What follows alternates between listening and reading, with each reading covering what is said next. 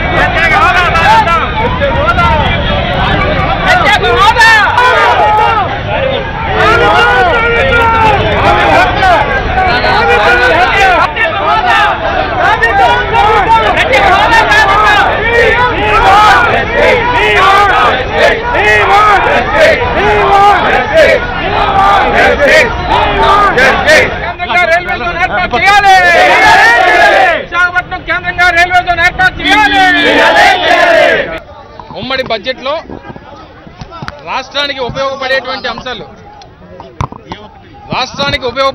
అంశాలు ఏ ఒక్కటి కూడా ఈరోజు లేకపోవడం, మరి ముఖ్యంగా రాష్ట్రానికి సంబంధించి ప్రత్యేక హోదా విషయం కానీ లేకపోతే విశాఖపట్నం కేంద్రంగా రైల్వే జోన్ ఏర్పాటు కానీ ఎక్కడా కూడా ప్రకటన లేదు.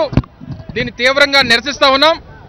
ఇప్పటికే వైఎస్ఆర్ కాంగ్రెస్ పార్టీ దాదాపు 2.5 సంవత్సరాలుగా నిరంతరం ఈ రాష్ట్ర భవిష్యత్తు కోసం, ఈ రాష్ట్రంలో ఉన్నటువంటి భావితరాల భవిష్యత్తు కోసం, ఈ రాష్ట్ర బాగు కోసం రాజ్యాంగబద్ధంగా ఈ రాష్ట్ర ప్రజలకు వచ్చినటువంటి హక్కు మీద పోరాటం చేస్తూ ఉంది. దానికి కట్టుబడి ఉన్నాం. ఎక్కడ కూడా వైఎస్ఆర్ కాంగ్రెస్ పార్టీ వెనకడికి వేసేటువంటి పరిస్థితి లేదు. జగన్మోహన్ రెడ్డి గారి నాయకత్వంలో పెద్ద ఎత్తున ప్రత్యేక హోదా మీద రాష్ట్ర వ్యాప్తంగా ఇంకా ఈ ఉద్యమాన్ని తీవ్రతరం చేస్తాం. ఇంకా విశాఖపట్నం కేంద్రంగా రైల్వే జోన్ ఏర్పాటుకు సంబంధించి గతంలో అనేక మార్లు ఉద్యమాలు చేస్తాం. రానున్నటువంటి కాలంలో రేపో ఎల్లుండో దీని మీద ఒక కార్యాచరణ చేస్తాం. అవసరమైతే విశాఖపట్నం ప్రాంత ప్రజలు, విశాఖపట్నం జిల్లాలో ఉన్నటువంటి ప్రజానికాన్ని, యువతరాన్ని కదిలించేటువంటి కార్యక్రమాన్ని, ఒక పాదయాత్రను కూడా తీసుకొని ఈ ప్రాంత ప్రజలందరినీ కూడా చైతన్యవంతపరుస్తూ ఈ ఉద్యమాన్ని ఇంకా తీవ్రతరం చేసి రైల్వే జోన్ కూడా సాధించుకుంటామన్నటువంటి విషయాన్ని మరొకసారి తెలియజేస్తా ఉన్నాం.